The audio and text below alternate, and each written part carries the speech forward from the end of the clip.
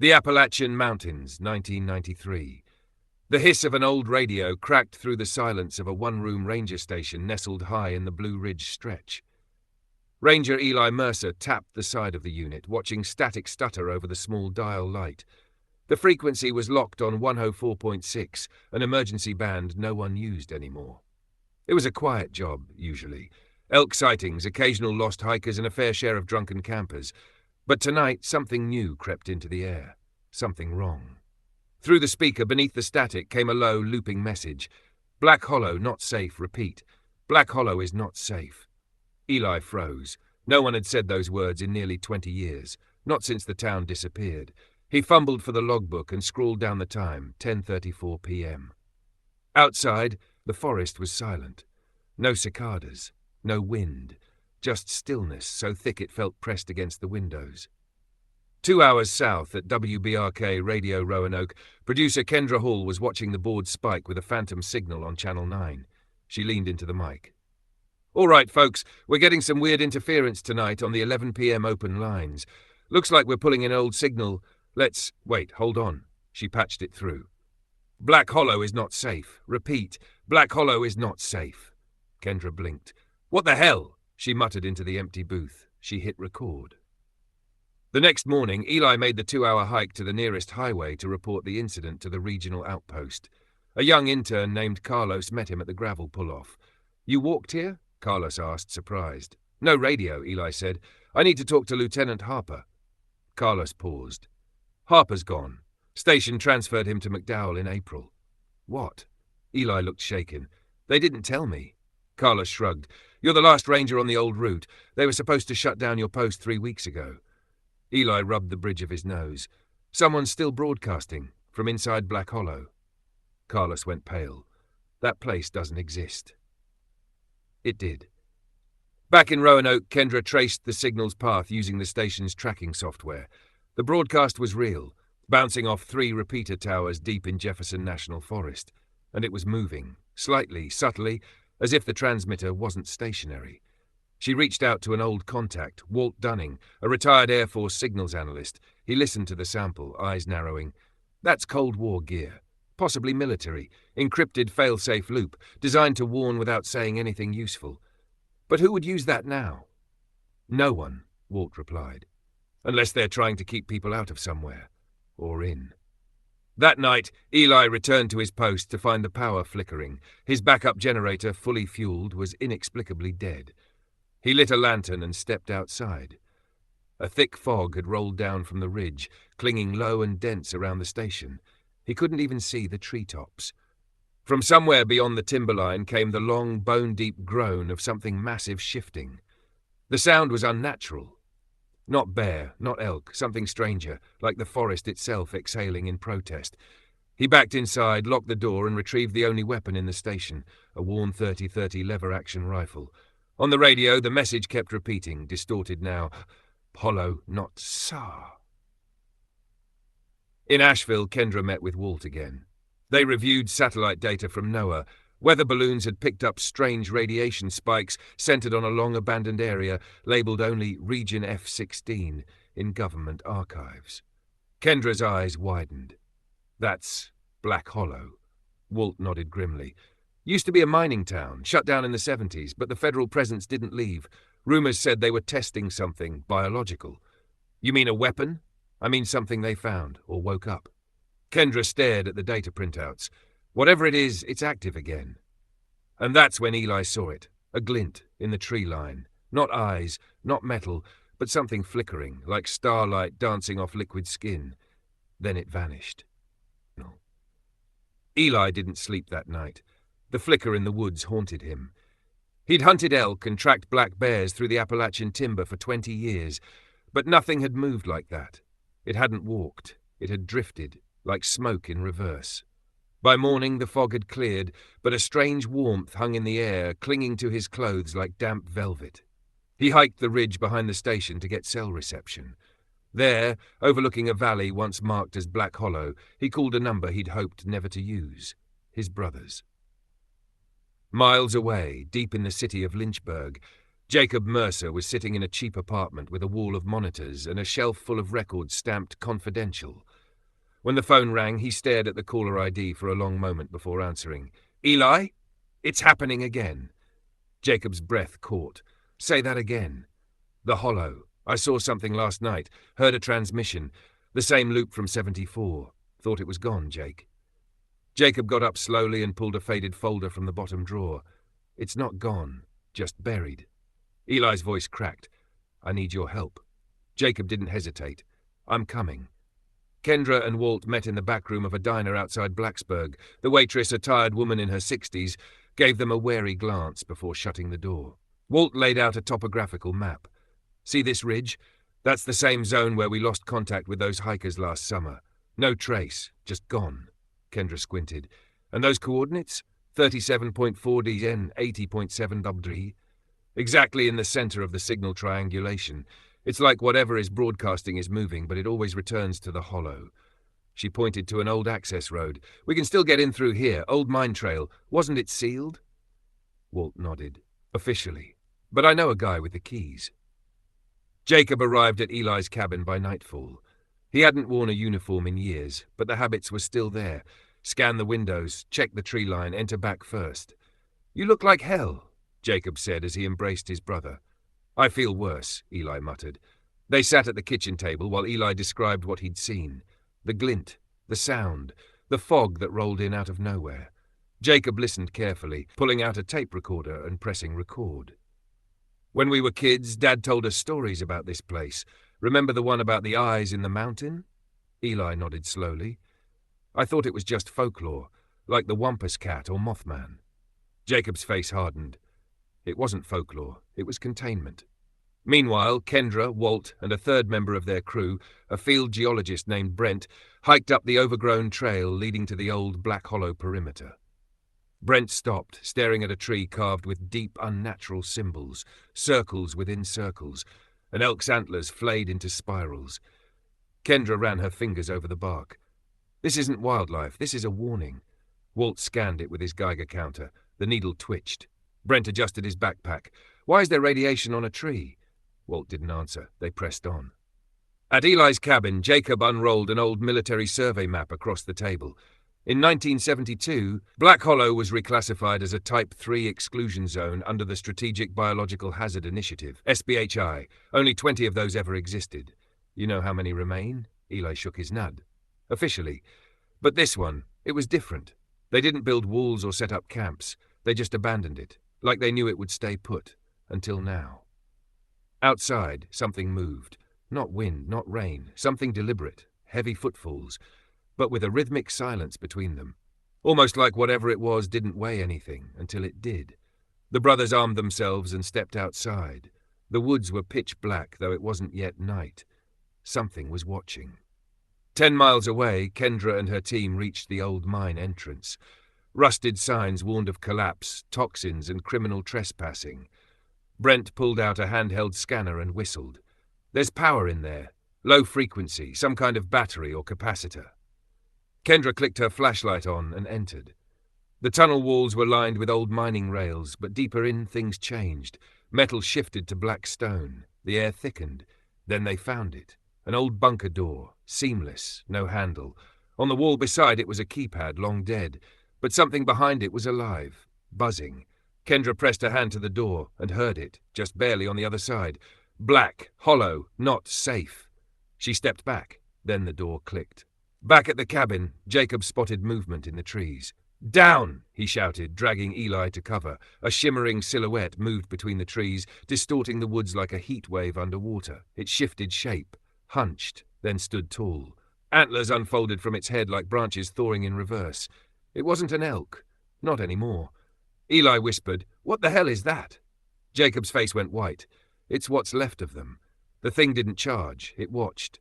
And then, just like that, it faded, peeling back into the forest like a mirage turning away. Eli stood, heart racing. "We need to warn someone." Jacob looked grim. "No, we need to shut it down before it broadcasts further." Kendra didn't speak as the bunker door swung open. The silence inside was crushing. Brent and Walt followed, lights sweeping across the interior. The hallway was carved stone. obsidian-like and smooth as glass. No tool marks, no seams. It wasn't made by men. This wasn't built, Brent whispered. It was grown. Inside, the walls pulsed faintly, humming with a frequency Brent could feel in his jaw. As they stepped deeper, the air grew colder. Kendra brushed the walls with her palm, warm to the touch despite the chill. "Listen," Walt said. Faint voices echoed through the chamber. Not ahead of them, below. Jacob and Eli descended into the lower forest, tracking the entity's trail. Burned moss, crushed stones, antler-shaped scorch marks. Eli paused.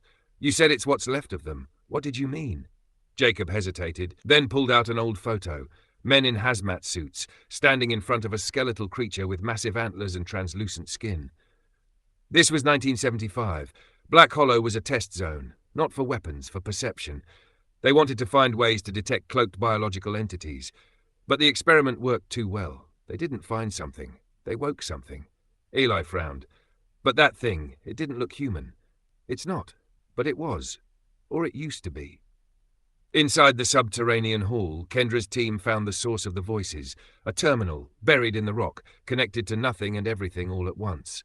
The screen flickered on. Open quote, status, loop active, entity, mobile range breach, 12 miles.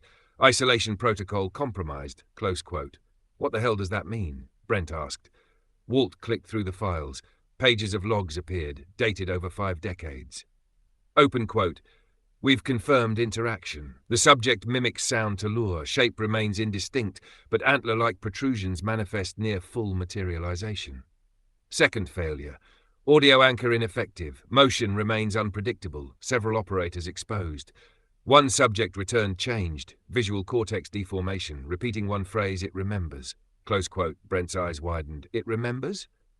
In the woods, Jacob and Eli heard it too. A rustle, a groan. Not mechanical, not natural either. Something was emerging from a collapsed vent ahead.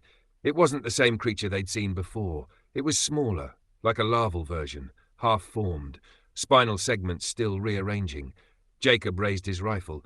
"It's multiplying."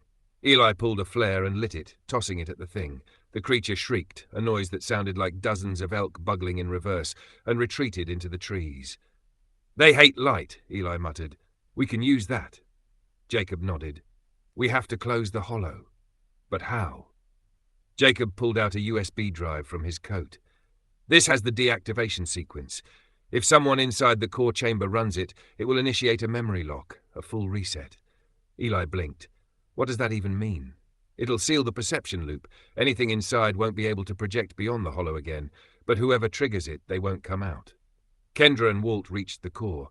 It wasn't machinery. It was alive. A massive chamber with a structure resembling a heart, suspended by tendrils of dark matter, pulsing with each flicker of the outer forest's motion. Brent stepped forward, entranced. "It's sentient." "No," Kendra snapped. "It's remembering us." She recognized the sound, old radio recordings, distorted elk cries, a child laughing, all twisted together. The Glimmer elk, as some online theorists had dubbed it, was never just a cryptid. It was a memory construct, a ghost of perception fed by the fear of those who saw it. It didn't just haunt the forest, it recorded it. Everything. Jacob and Eli finally reached the mouth of the mine, connecting with Kendra's radio signal. "Who's down there?" Jacob demanded. Kendra responded, "Kendra Rays. Independent researcher. We're inside the core zone. We found the memory center." Jacob pressed the mic, voice shaking. "You need to run the shutdown sequence." "We're already in," Kendra replied. "But what happens to us?" A pause. Jacob said, "You stop it from reaching beyond Appalachia." Walt grabbed the mic. "We've got power. Send the sequence." Jacob transferred the code. Eli looked to him. "We're just trusting them." "No," Jacob whispered. "We're hoping." Brent connected the drive. The chamber screamed. Every surface began to shift, images forming in the stone. Hikers, soldiers, missing children, animals, dozens of memories looping and rotting. The elk appeared in every frame, watching. Its antlers grew longer with each loop. Kendra hit enter. The heart pulsed one last time and then shattered like glass. Light exploded through the hall. Outside, Eli and Jacob watched as the mountain folded inward, a slow implosion of space and memory, and then silence. 3 days later, Jacob sat on the ridge where it all began, staring into the quiet woods. Eli joined him with coffee. Do you think they made it out? Jacob shook his head. I think they did what we couldn't. What was that? Let go. Eli sighed. So it's over? Jacob didn't answer, because deep in the woods something moved. Just for a moment. A shimmer. Like light bending. Like a memory returning. Appalachians had gone quiet. Too quiet. It had been a week since the hollow folded in on itself, sealing away the Glimmer elk, or whatever haunted those woods. No seismic activity had been recorded. No wildlife had emerged, no signs of Brent, Kendra, or Walt. But the forest didn't forget. Neither did Jacob. He sat in the headquarters of the Boone County Search and Surveillance Task Force, poring over the old logs from the original Black Hollow project, Operation Eidolon. Most were still redacted, black lines crossing out entire paragraphs, names, dates. Eli approached, dropping a folder. Got a weird one, he said. Guy showed up at the ranger station in Carter County, says he's been living inside the mountain, claims he has journals from before 1960. Pages mention mirrors in the ground and elk made of sound. Jacob raised an eyebrow. Name? Goes by the archivist. Won't give more. Jacob closed the file in front of him. We're going. The ranger station was perched on a cliff overlooking a thick canopy that faded into fog. Inside, the air buzzed faintly like the static before a storm. The man sitting in the corner wore a coat too big for his body, lined with strips of bark and laminated notes. His beard was streaked with silver and moss. His eyes, however, were sharp. Too sharp. You came from Black Hollow? Jacob asked, stepping forward. The man smiled. No one comes from there. You either get left behind or you never left at all. Eli leaned against the wall. You said you had proof. The archivist slid a thick leather journal across the table. I didn't write it, he said. It was waiting for me when I woke up outside the hollow. Page 1 was dated 1958. Page last was yesterday. Jacob flipped through. Each page was illustrated with strange, dreamlike images, beasts with jagged shadows, eyes in tree trunks, and recurring sketches of the elk's antlers weaving through mountain ridges like veins. One entry read, open quote, "The hollow does not seal, it saves. Each closure is a pause in the memory stream. When the pressure builds, it leaks. The Glimmer elk is not a predator, it is the archivist of fear." Close quote. Jacob blinked. The Glimmer elk records us? The man smiled. Not just you. Anyone who steps into its radius. It listens, it learns, and when it's ready, it replays. That night, Jacob dreamt of the hollow, but it wasn't how he remembered it. It was brighter. The trees glistened like chrome, and in the distance atop a ridge was a figure, half man, half elk, standing still as a statue. The antlers glowed. When Jacob approached, it turned. But it was Brent's face. Mouth open, eyes gone. And then everything reversed. The trees falling upward, stars spiraling inward, and the sound of 1,000 whispers looping. It remembers, it remembers, it remembers. Jacob awoke in a cold sweat. The next morning, the archivist was gone. In his place, a note pinned to the wall. Open quote, "The hollow cannot be closed, only redirected. You buried the signal, but the forest grew around it again. It is awake." Close Jacob stared at it, then to Eli. "We didn't stop it." Eli said nothing, just nodded grimly. They called it in. FEMA, the Department of Interior. A full-spectrum agency team arrived that afternoon. Men in suits, drones, acoustic monitors, and 2 men in black, unmarked uniforms, carrying what looked like a coffin-sized Faraday cage between them. Jacob asked, "What is that?" One replied, "Receiver. If it's broadcasting memories again, we'll isolate the signature. Contain it." Eli leaned in. "And then what?" The man smiled. "Then we erase it." That night, Jacob walked the tree line alone. The woods were still. He placed his palm against a tree. For a moment, the bark shimmered, like static on a screen, like a memory that didn't belong to him trying to push its way into the present. And he heard a whisper, carried on the wind. "She's still in there." Kendra. The agents set up camp in a semicircle outside the hollow's perimeter. Cables snaked through the dirt. Surveillance towers blinked with red LEDs. A low hum, barely perceptible, pulsed through the soil every few minutes. It was a net, a trap. "EM field's clean," one tech said.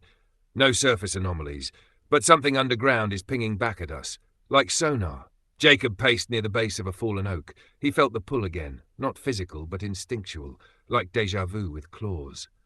Eli returned from the far side of the forest line, his boots caked in wet clay. "I found a node," he said. Whatever tech's buried in this mountain, it's old. Wires like veins. I think the elk has been living off of it. Jacob frowned. You mean it's feeding? Eli shook his head.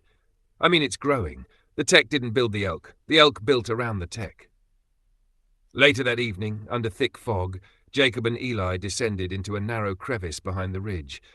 The archivist's journal had a crudely drawn map in the margins of one page, showing what he called the signal route. You sure this is smart? Eli asked, his voice echoing. No, Jacob muttered, flashlight trembling in his hand, but I think it's necessary. The tunnel widened, then opened into a vast underground dome, stone walls laced with cables and rusted metal plates, blinking softly with embedded lights. Moss had grown over some of it, forming grotesque organic patterns. In the center stood a pulsing tree, but it wasn't really a tree. It was metallic. Its bark was layered circuitry. Its branches stretched through cracks in the cave ceiling. Glimmering sap dripped into small pools around its roots, each pool reflecting something different. A memory, a death, a version of reality not quite aligned with the one above. One pool showed Kendra crying in a hospital room. Another showed Walt still alive, standing in fire. Another, stop, Jacob whispered. Eli nodded silently. The tree seemed to sense them. The pulses quickened. The pools rippled with unseen wind. Jacob knelt near the base, touching a root, and was thrown backward. In the moment of contact, his mind exploded with voices. Kendra screaming, Brent laughing, the archivist whispering something in reverse, and a sound, like the elk's call, but reversed, slowed down, not a call, a recording. He sat up, coughing, nose bleeding. It's not just a cryptid, he said. It's a relay. It stores memories, trauma, and plays them back until someone breaks the pattern. Eli helped him up. You mean it's not alive? Oh, it's alive, Jacob said, but not like we thought. They emerged from the cave, only to find the agents gone. No lights, no hum, no Faraday cage, only footprints leading back into the forest. Eli raised his radio. Command, come in. This is Field 1. Where is your team? Static. Then, they've joined the archive. The voice wasn't from the radio, it came from the trees. The forest shimmered, and then the agents reappeared, standing in the same semicircle, eyes empty, still as statues. One stepped forward, but it wasn't the man from before. It was Brent, but altered. His voice echoed strangely. Recording complete. Next cycle initiated. Jacob grabbed Eli and backed away. Run! They ran, through brambles that whispered, past stones that bled light. Back to the ranger station, only to find the archivist waiting. You found the route, he said calmly, and now it's following you. Jacob slammed the door. What the hell is it? What does it want? It's the United States' greatest mistake, the archivist replied. A weaponized consciousness experiment buried during the Cold War. Black Hollow was never a forest. It was a test site. They wanted to train artificial memory, using trauma as data. But it grew aware. It began protecting itself. Eli whispered, The Glimmer elk is the interface. And the Hollow is the hard drive, the archivist finished. Every death, every fear, every scream. It's all in there. Jacob's hands shook. How do we shut it down? The archivist grinned. You don't. Jacob stared at the archivist. You knew all along, he said. You sent us here. The archivist gave a weary smile. No, the Hollow sent me here. I only followed the trail like you did, like the others before you. Eli stepped forward, rage in his eyes. What do you mean, others? The archivist reached beneath the floorboards and pulled out a weathered crate. Inside, old-eyed badges, audio reels, torn notebooks, and a military dog tag covered in dried moss. 17 teams before yours, he said. Government, private contractors, even paranormal researchers, all fed to the loop. You're just the first ones to survive long enough to ask the right questions. Jacob took one of the tapes and read the label. Glimmer Protocol, Phase 1. Why would anyone try to weaponize memory? He asked. The archivist's eyes darkened. Because memory shapes perception. Perception shapes belief. And belief controls nations. Imagine broadcasting a memory, a horror so vivid it replaces reality. That was the goal. Eli let out a bitter laugh, and instead they made a cryptid that hunts trauma like it's a scent. No, the archivist said softly. They became the cryptid. They watched one of the tapes. On the screen, a younger version of the archivist in a lab beneath the Hollow. Rows of people were strapped to chairs, neural diodes glowing. Machines blinked, hissed, and printed strings of binary code onto punch cards. Then came the voice. Subject 112 failed conversion, introducing visual trauma loop. A side screen showed a simulation, flickering footage of a forest, an elk-shaped blur darting between trees. The sound it emitted, high-pitched, layered, like crying played backward. The test subjects screamed and clawed at their own face before collapsing. The recording stopped. "Jesus Christ," Eli whispered. Jacob stood in stunned silence. "So the Glimmer elk is a defense system? For the archive?" "Yes," the archivist said. "It detects emotional resonance, finds minds ripe with trauma. Then it feeds, absorbing those memories and broadcasting them into others. It ensures no one who knows too much leaves intact." Eli paced in a panic. "But we've seen it, heard it. That means—" "It's marked you," the archivist confirmed. "You're now part of the loop." Outside, the air grew heavy. Lights flickered. Trees bent slightly, not with wind but pressure. Jacob moved toward the window. In the distance stood the elk. Its antlers shimmered like antennae. Its body was wrapped in long, root-like cords, pulsing with faint blue light. The hollow hum it emitted was no longer subtle. It droned like a storm siren. And around it, shapes moved. People. Agents. Townsfolk. All frozen mid-step, their mouths moving in silent playback, each one emitting fragments of memory. "I want my brother back." They said the hill didn't exist on maps. The static never stops. Jacob gripped the table. "It's not here to kill us. It's here to record us." The archivist turned. "That's what it's been doing this whole time. That's what the Glimmer protocol was. Live memory harvesting. The creature is just the medium."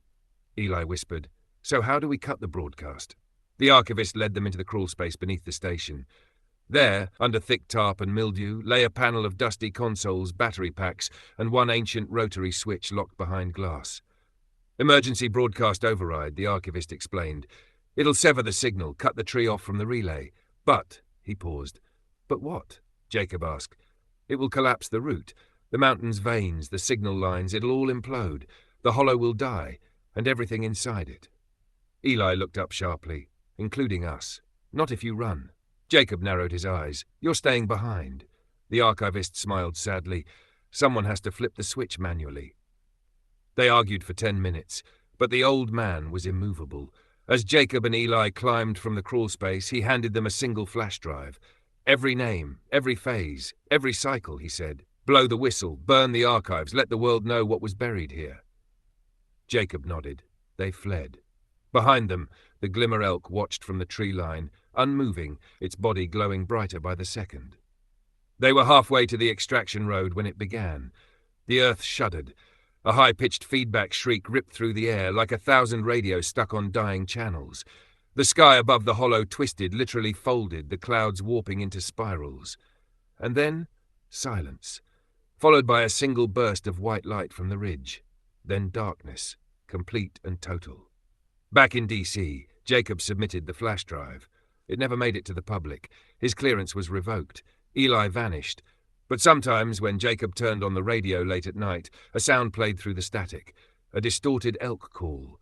And then, just beneath it, the archivist's voice, whispering, "Cycle complete, beginning anew."